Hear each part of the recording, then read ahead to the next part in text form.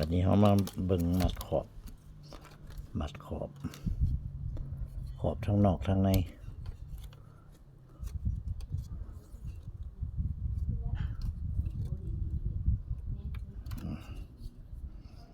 มัดขอบเขาก็เอาไว้ที่เขาเตรียมไว้นี่แหละ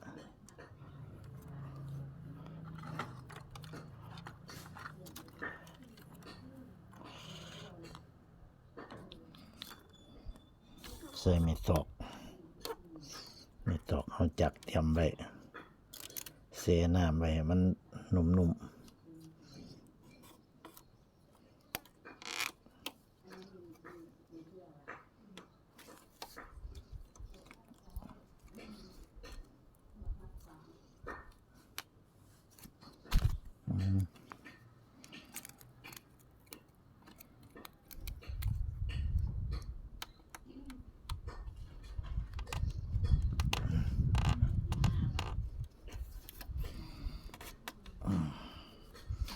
ส่วนไว้นี่มันเพียงกันเลยส่วนไว้เราก็มัดไปทั้งนี้ก่อน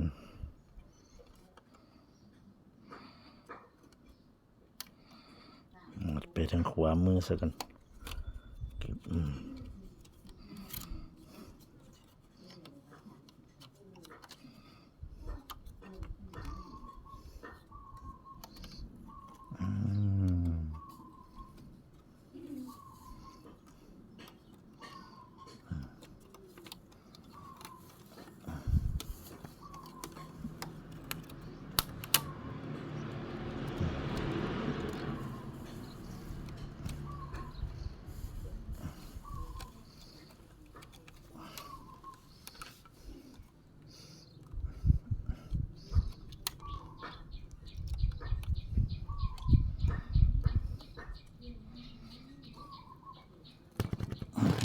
ตกลง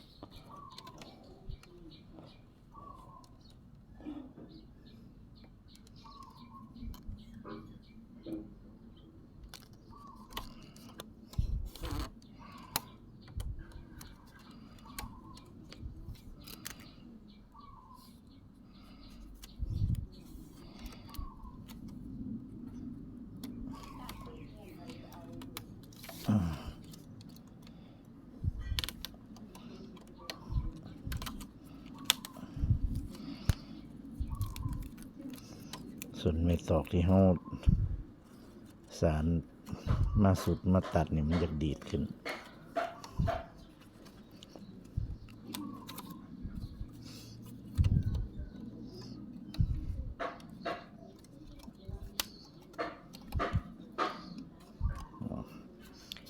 จัดเนี่ยมันเป็นระเบียบมัดห่างๆไปสักกัน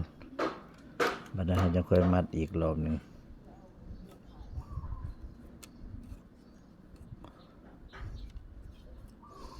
ให้มันได้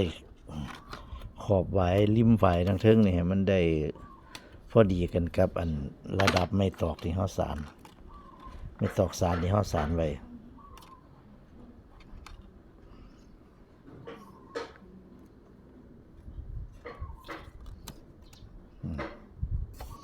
ไม่ตอกสารของที่เขาสารขึ้นมามันสูงมันต่ำสำหรับเขาก็เอาไว้นี่ริมขอบไว้ทั้งเทิงนี่ให้มันได้ระดับ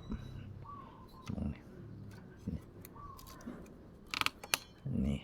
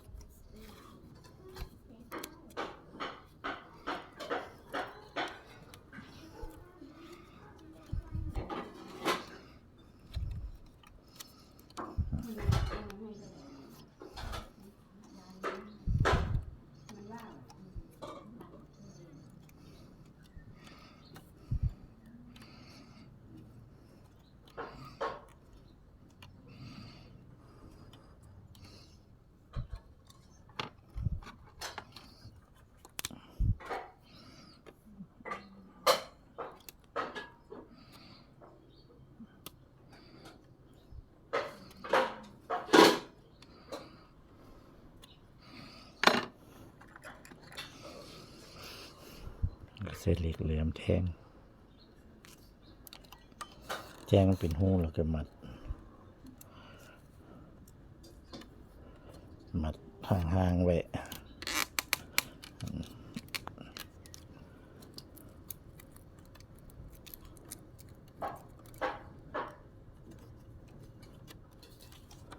แล้วก็มาจัดระเบียบมัน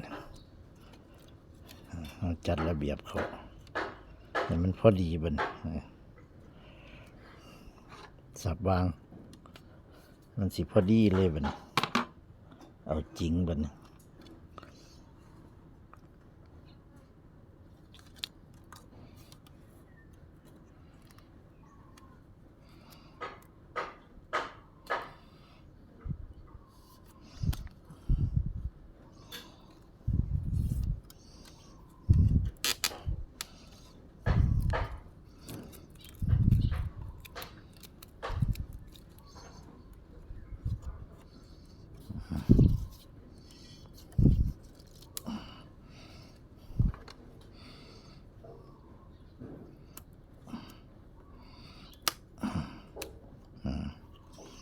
มันดีดขึ้นเลียนขึ้นเขาก็กดมันลงนั่น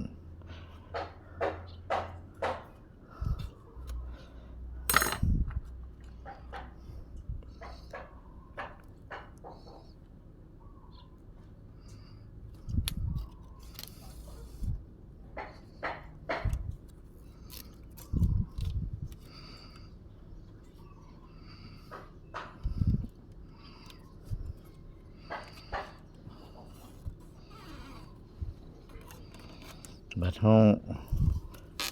มวนห้องกะแกไม่ตอกนี่ไปเป็นช่วงไป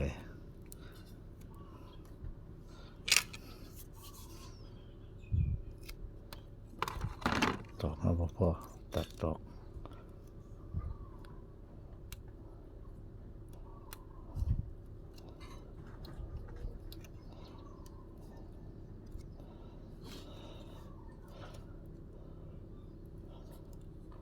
นิบลงไปแบบนี่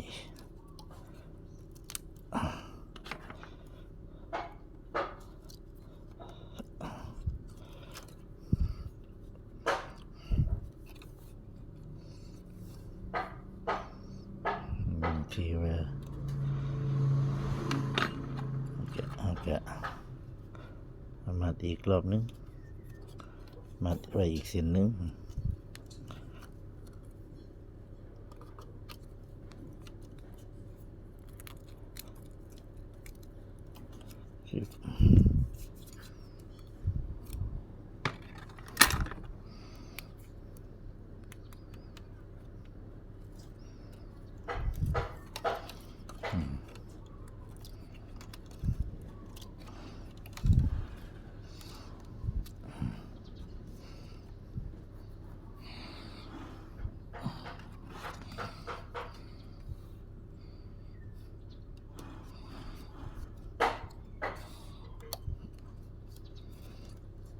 ตอกเขาตัดเครื่องมันสั่นบ่เป็นตะถึง2 รอบบ่ถึงก็มัดรอบเดียว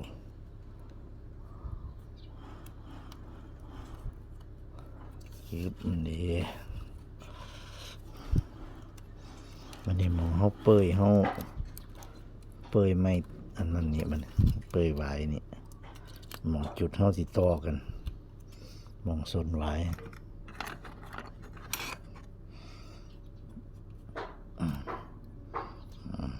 กดลงไปนี่กดข้างในไว้เส้นข้างในเขากดเส้นข้างนอกเขาก็กดคือกันนี่กดลงไป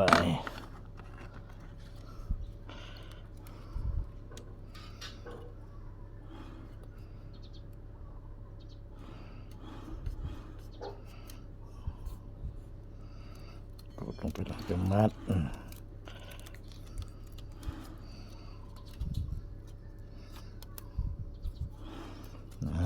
นี่สำนีก็เรียบร้อยมัดไว้ขอบนอกขอบในวิธีมัดก็ดี เส้นทั้งนอกนี่เวลาเฮาม้วนเฮาหัดไปนี่เส้นทั้งนอกมันสิเดินทั้งหน้าเฮาก็เฮ็ดสั่นไปจักหน่อยเส้นทั้งนอก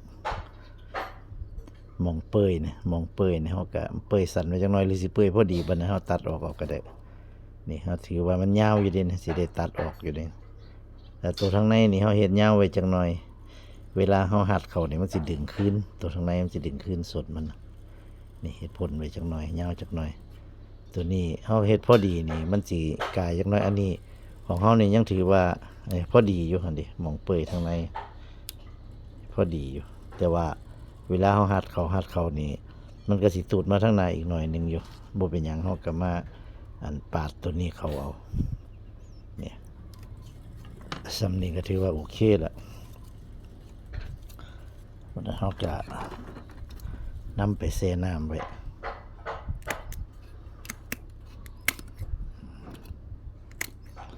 ว่าเพื่อนส่วนตอกสั่งนี่คันเฮาตัดสั้นหลายมันก็สิบิดยากเลยพี่น้องเวลาเฮาม้วนเฮาสิบิดยากอันตัดยาวหลายก็สิไปกองกันอยู่ไปเต็งกันขึ้นสิเฮ็ดให้บ่นั่นปานใดขอบมันบ่งามปานใดมันยาวเลยเขาก็ตัดออกมันสั่นเขาก็ต่อซ้ำนี่ถามว่าซุ้มสั่นนี่ถามว่าถึงบ่นี่ถึงนี่ซ้ำนี่เขาก็ถึงเขาม้วนแต่ว่าซ้ำนี่บ่ถึงบ่ถึงเขาก็เอาไม้ตอกเสียบลงไม้ก็บ่เป็นหยังส่วนเล็กส่วนละอันสองอันบ่เป็นหยังซ้ำนี่เขาก็บิดได้อยู่ซ้ำนี่เอาสำหรับคลิปนี้ก็ให้พี่น้องเบิ่งซ้ำนี่เบิ่งตอนมัดไว้ใส่ขอบปากมันคลิปต่อไปก็ติดตามต่อไปสิเป็นตอนใดก็ได้สวัสดีครับ